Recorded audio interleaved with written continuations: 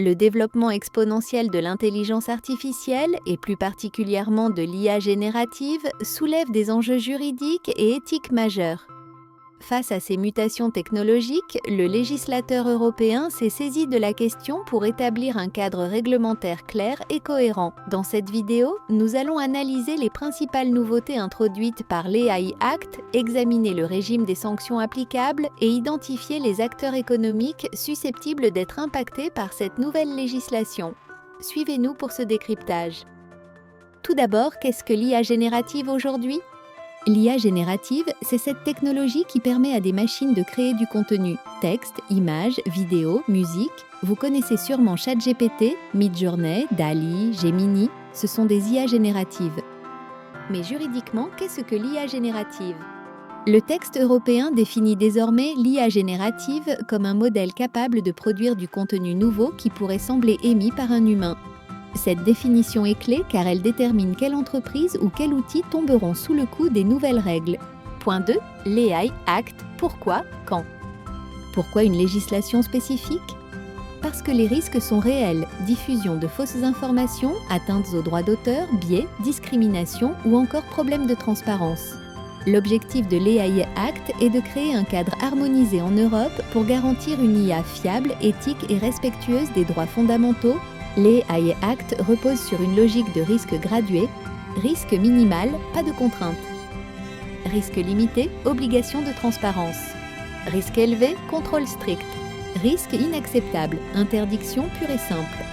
Le texte a été adopté en avril 2024. Sa mise en application est progressive. Certaines règles entrent en vigueur dès mi-2025. Le gros du dispositif sera effectif courant 2026. Les entreprises doivent donc se préparer dès maintenant. Objectif, transparence, éthique, respect des droits. Point 3. Quelles sanctions ? Quels groupes sont concernés ? Le non-respect de l'AI Act peut coûter très cher. Voici les principales sanctions. Une amende jusqu'à 35 millions d'euros ou 7% du chiffre d'affaires global, un niveau comparable au RGPD.